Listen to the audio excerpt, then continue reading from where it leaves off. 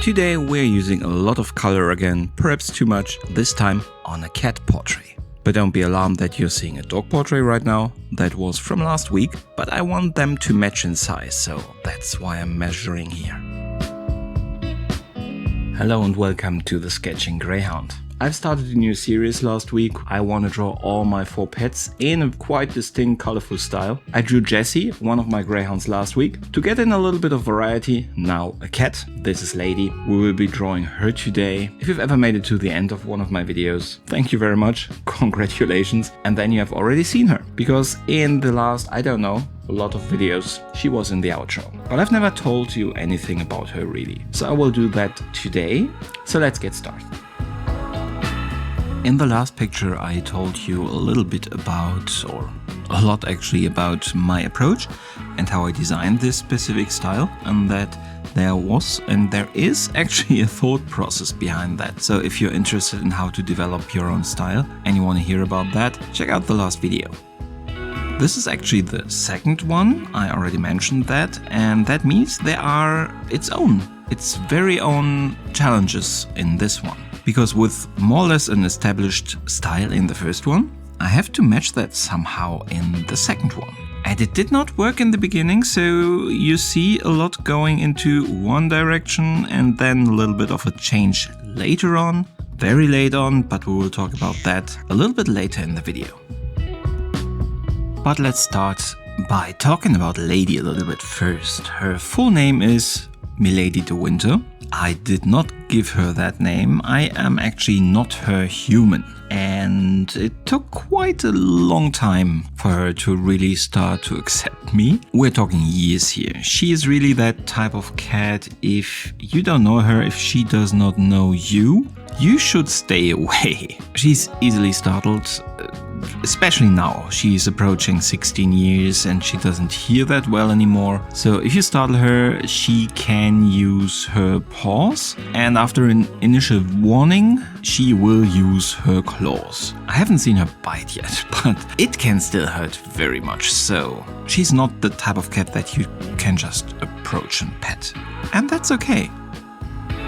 It has taken years for her to let me touch her. It has taken additional years for her to let me pick her up. And all of that was very necessary because at this point in her life, she is getting a couple of illnesses and she has something on her kidneys. She has other stuff, but especially right now, what is a little bit more work is that she now has also diabetes. So that means we have to measure her blood sugar and we have to inject her insulin. And let me tell you, with a cat that doesn't like to be touched by you, that is a bit of a challenge. When the doctor told us first, I thought, no, there's no way she will ever let me do it. But it surprised me how much she really accepted it. I think actually because I just did it. I needed to do it, so I just did it. I did not hesitate too much, so she did not get nervous. She probably had kind of a feeling that I knew what I was doing, which I did not, but I pretended to. So we have to always draw blood 2 times a day from her ear, measure the blood sugar, and that's obviously not a nice thing for her, but it was really scary to me. But she's really nice with that. As nice as I would have ever expected her to be able to be. She's a cat very much with her own mind. And by letting you do all that stuff to her now, by allowing me to do it, it feels like a real achievement, I have to say. It feels like I really earned my place with her and the right to do it.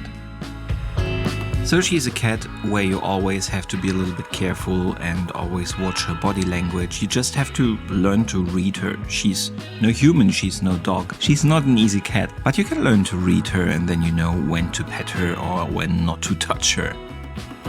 Apart from all that, she's also very vocal. If you've watched more of my videos, you might have already heard her once or twice. She really likes also to scream. Just somewhere in the house, she just starts screaming. Probably now in her slightly advanced age, she might not always know where we are and be looking for us and forgetting where she last see us. She might be calling out for us more than in the past because of that. But she always was very vocal. She really reacts. You tell her something and she normally answers. It's quite cute, but it gets more and more, so sometimes it can even become a little bit annoying.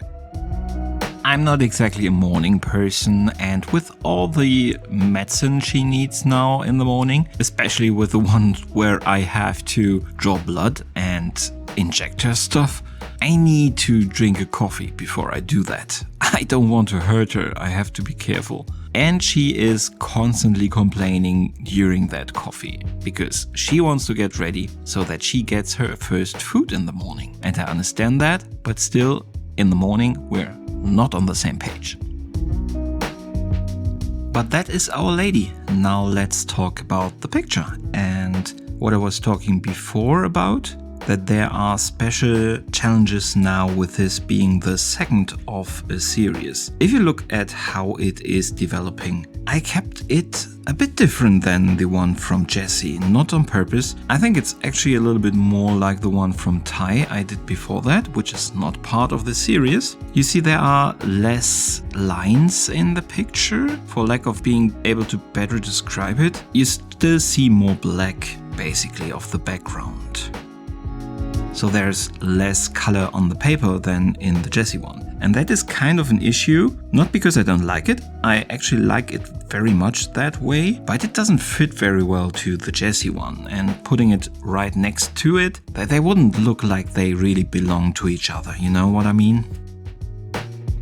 So there was a difficult decision. I actually chose not to use the same colors and not as many colors for the lady one than I did with the Jessie one. But going stronger into it, I really considered to use also the colors that I had not used yet, or just make it more dense with the colors I already used. Very difficult decision.